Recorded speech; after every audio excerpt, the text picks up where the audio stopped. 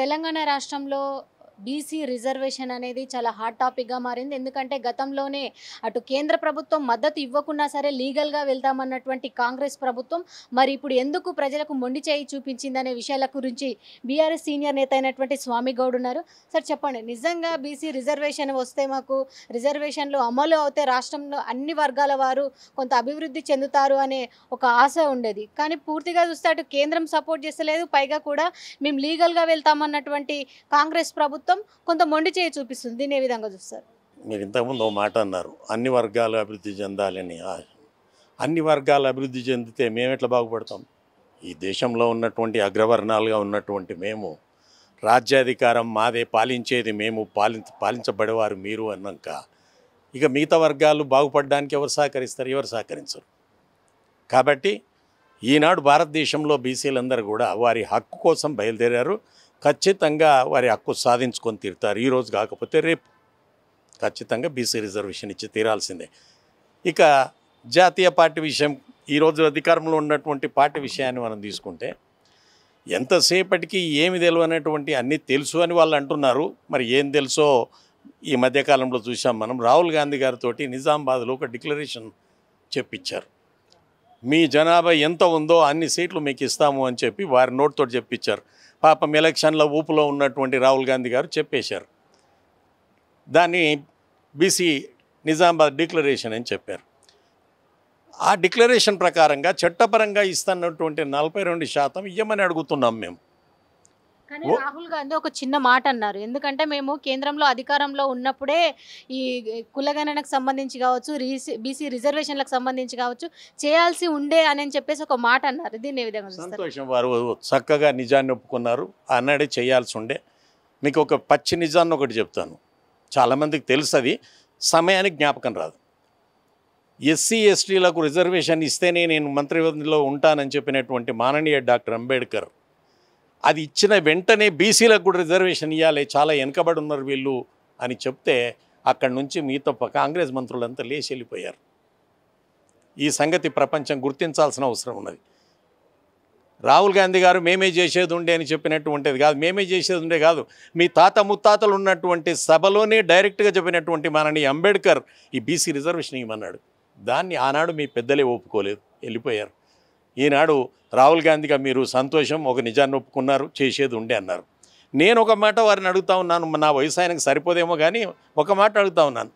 మేము ఎప్పుడో చేసేది ఉండాలని చెప్పినటువంటి రాహుల్ గాంధీ గారి మీ అధికారంలో ఉన్నటువంటి రాష్ట్రాల్లో చేయరాదండి.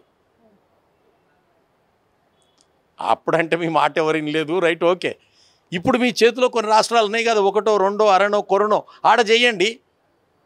మీకు ఎవరు అడ్డం వచ్చారు? ఆడెవరు అడ్డం రాలే, మరి ఎందుకు చేయలేదు? 20,000 కోట్లు ఖర్చు పెడతామని బీసీలకు అని చెప్పినటువంటి అదే రాహుల్ గాంధీ నోటి నుండి చెప్పించారు. మరి ఏమైంది? కానీ ఇప్పుడు రిజర్వేషన్లకు సంబంధించి కేంద్రం ఎట్లాగో పూర్తి మద్దతు ఇస్తలేదు. ఎందుకంటే అందులో ఇచ్చినటువంటి 42%లో 10% ముస్లిం మైనార్టీలు ఉన్నారు. ముస్లిం మైనార్టీలను వాళ్ళ పర్సెంటేజ్ తీసేస్తేనే మేము మద్దతు ఇస్తామని చెప్పేసి ఇక్కడ బీజేపీ నుంచి కూడా ఎంపీలు కావచ్చు, సెంట్రల్ మినిస్టర్స్ కావచ్చు అంటున్నటువంటి పరిస్థితి ఉంది. మరి నిజంగా 10% తీసేస్తే ఇచ్చేటువంటి అవకాశాలు ఉన్నాయంటారా? బడుగు బలహీన వర్గాలు, ముస్లింలు కానీ ఇంకొకరు కానీ సిక్కులు కానీ ఎవరైనా సరే బడుగు బలహీన వర్గాలకు ఈ 50% కట్ ఆఫ్ అనేది ఎత్తేసినప్పుడే సాధ్యమవుతుంది. ముందు దాన్ని వెత్తివేయాలి. సుప్రీంకోర్టు ఒక జడ్జిమెంట్ ఇచ్చింది, అది ఏం ఆలోచించింది దానికి అనుగుణంగా దానికి ఆర్గ్యుమెంట్ పెట్టాలి, కేంద్ర ప్రభుత్వం మాట్లాడాలి, ఆ విధంగా ఇప్పించే అవకాశం ఉంది తప్ప మిగతా దాంట్లోకి వెళ్ళి 20 తీస్తే మేము మద్దతు ఇస్తాం, 2 తీస్తే మద్దతు ఇస్తాం, ఇది తప్పించుకోవడానికి ఎవరికి వాళ్ళు చెప్పేటటువంటి మాటలు. ముస్లింకు రిజర్వేషన్ ఇవ్వాలా అనేది ఒక కమిటీ ఇవ్వండి, ఇవ్వాలంటే ఇవ్వండి, దానికి మిగతా ఏ పార్టీలు ఆబ్జెక్షన్ చెప్పడం లేదు. కానీ మేము అడిగినప్పుడు వీని తీసేస్తేనే ఒప్పుకుంటాం అని చెప్పడం అనేది సమంజసమైన పద్ధతి కాదు. ఇంకొకటి, మీరు బిల్లు పంపారు, బిల్లు ఎవరికి పంపారండి? రాష్ట్రపతి గారికి పంపుతారండి బిల్లు ఎవరైనా? మీరు ఇన్ని తెలిసినటువంటి రాజకీయ పార్టీ, జాతీయ పార్టీ మీకు ఎవరు చెప్పలేదు అనుకుందామా? మరి రాష్ట్రపతికి ఎందుకు పంపించారు? అది పోని రాష్ట్రపతికి పంపించారు. దేని కింద పంపించారండి? 31C కింద పంపారు. 31C ఏం చెప్తోంది రాజ్యాంగంలో?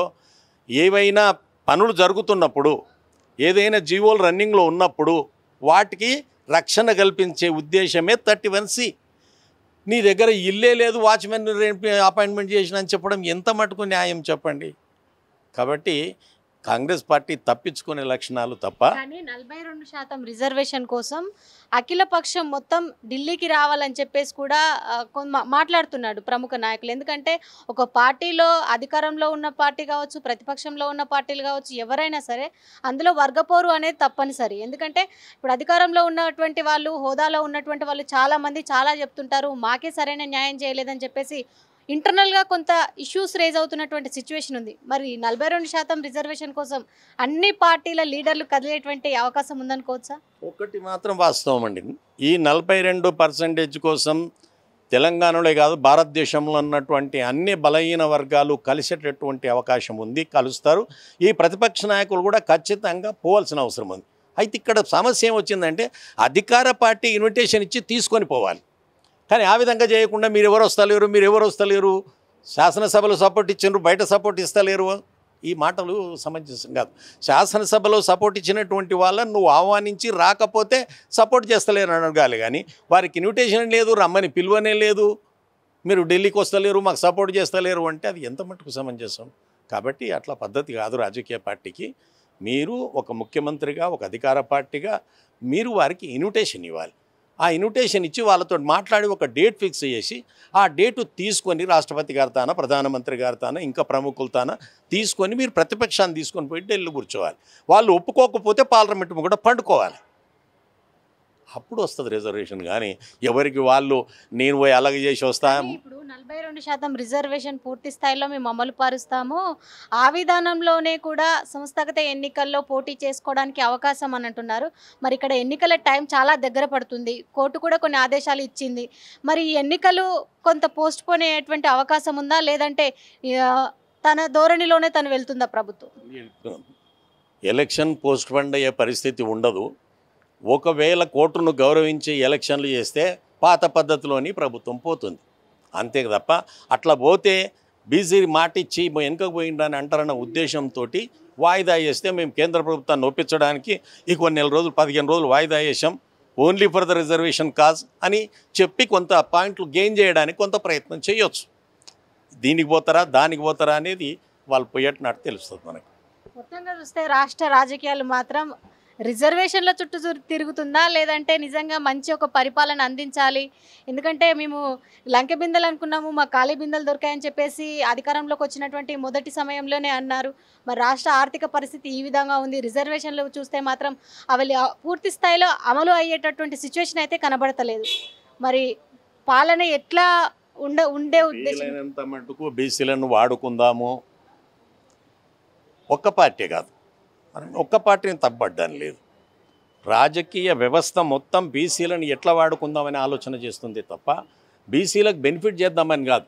అది మంచుకో చెడుకో అనుకోకుండా 60% బీసీలు ఉన్నారు కాబట్టి తప్పని పరిస్థితుల్లో బీసీ రిజర్వేషన్ చుట్టూ రాజకీయం తిరుగుతుంది.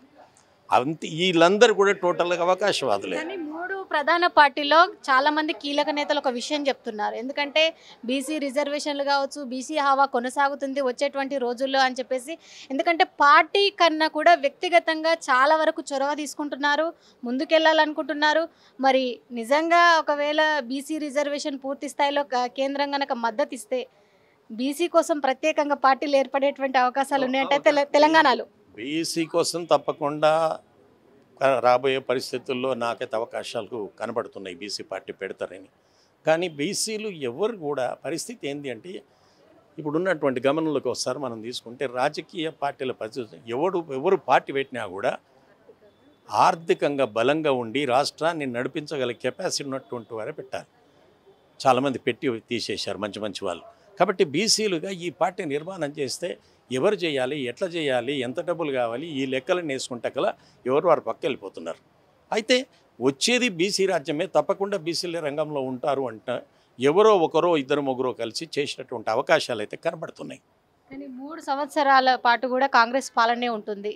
మొత్తం రాష్ట్ర ప్రజలకు ఏం చెప్పదలుచుకున్నారు? నేను అయితే ఒకటే చెప్తున్నా, పాలన ఎవరిదైనా ఉండని కాక, మీరు ఏ పార్టీలో ఉండండి కాక, బీసీ మిత్రులందరూ కూడా ఏ ఎలక్షన్ కానీ అది లోక్సభ కావచ్చు, రాజ్యసభ కావచ్చు, ఎమ్మెల్యే కావచ్చు, జెడ్పీ కావచ్చు, ఏదైనా కానీ కాక మీ ఓటు మీరు వేసుకోండి.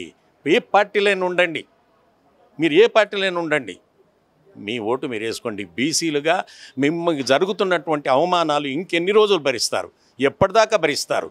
నీ కొడుకుల భవిష్యత్తు నీకు అవసరం లేదా? నీ మనమడి భవిష్యత్తు నీకు అవసరం లేదా? వాళ్ళు ఇచ్చిన సీటు మనం తీసుకోవాలా? వాడి కాలేజీలో సీట్ ఇస్తేనే నీ కొడుకు చదవాలా? నీకు అంటూ ఒక హక్కు లేదా?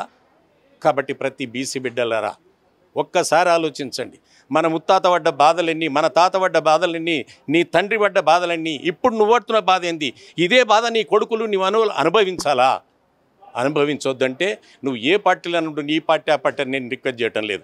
ఎవరైతే బీసీ పట్ల ఉదారత చూపిస్తారో, బీసీ రిజర్వేషన్ సపోర్ట్ చేస్తారో, బీసీ రాబోయే రాజ్యం బీసీదని డిక్లేర్ చేస్తారో వారికి మాత్రమే నీ సపోర్ట్ ఇవ్వాల్సిందిగా బీసీ ప్రజానీకాన్ని కోరుతా ఉన్నాను. మొత్తంగా చూస్తే బీసీ రిజర్వేషన్ పూర్తి స్థాయి అమలుకు మాత్రం 2 జాతీయ పార్టీలు కుంటి సాకులు అయితే చెప్తున్నాయి. ఎందుకంటే వచ్చేటువంటి ఏ ఎన్నికలైనా సరే కానీ బీసీ అభ్యర్థిని నిలబెట్టుకొని బీసీ అభ్యర్థిని మాత్రమే మనం ఎన్నుకోవాలని చెప్పేసి కూడా అంటున్నారు బీఆర్ఎస్ సీనియర్ నేత అయినటువంటి స్వామిగౌడ్. వీడియో జర్నలిస్ట్ రంజిత్తో రాణి, బీఆర్ఎస్ పార్టీ కార్యాలయం.